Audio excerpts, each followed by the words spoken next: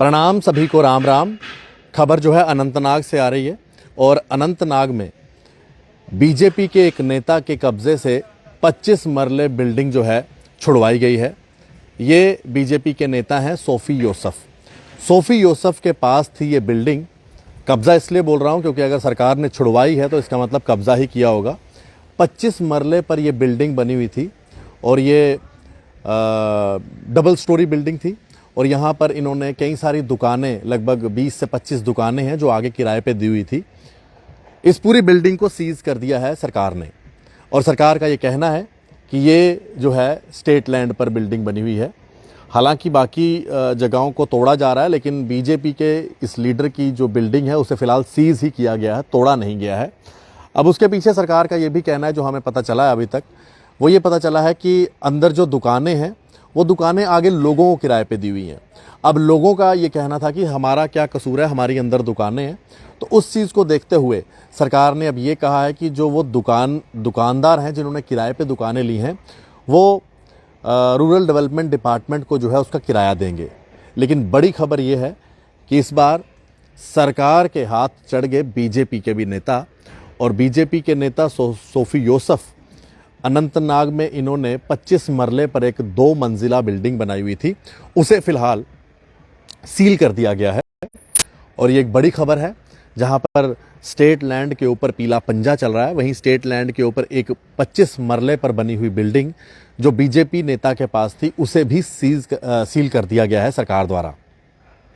और अंदर जो है 25 के करीब दुकानें हैं।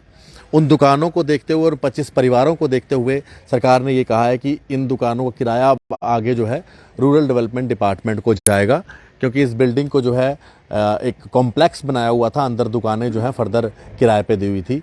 ये एक बड़ा अपडेट है जो इस समय सामने आ रहा है और इस बड़े अपडेट के अंदर सोफ़ी यूसुफ बीजेपी के नेता से इस बार जो है उनके कब्जे से एक बिल्डिंग को छुड़वाया गया है। अब देखिए, जम्मू कश्मीर के अंदर कितनी जगहें जो हैं कब्ज़ा की हुई हैं, चाहे वो कोई भी नेता हो, चाहे वो किसी भी पार्टी का नेता हो, उनके कब्ज़ों से ये ज़मीनें जो है छुड़वानी पड़ेंगी।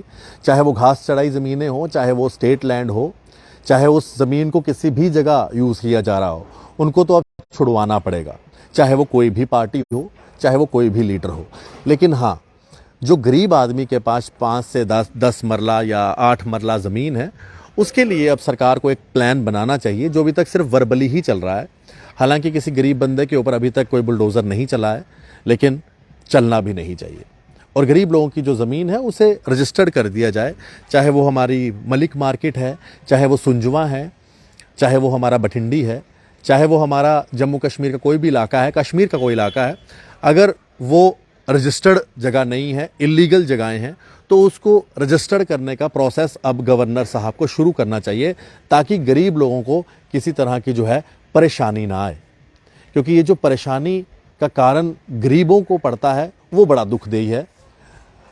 अमीरों को, लैंडलॉर्ड्स को, लैंड माफिया को जितना मर्जी आप परेशान करें, उससे किसी को कोई लेना देना नहीं है। लेकिन गरीब आदमी को जहाँ परेशान किया जाता है वहाँ पर बड़ी तकलीफ़ होती है। हर एक व्यक्ति को तकलीफ़ होती है। हर एक व्यक्ति सोचता है कि गरीब आदमी को परेशान मत कीजिए।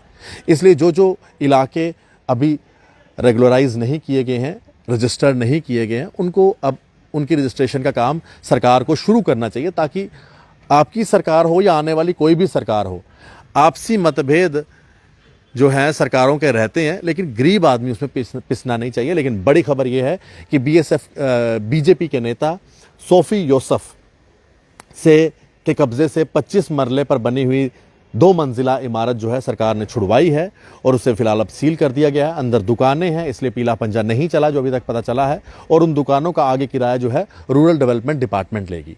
धन्यवाद, राम राम।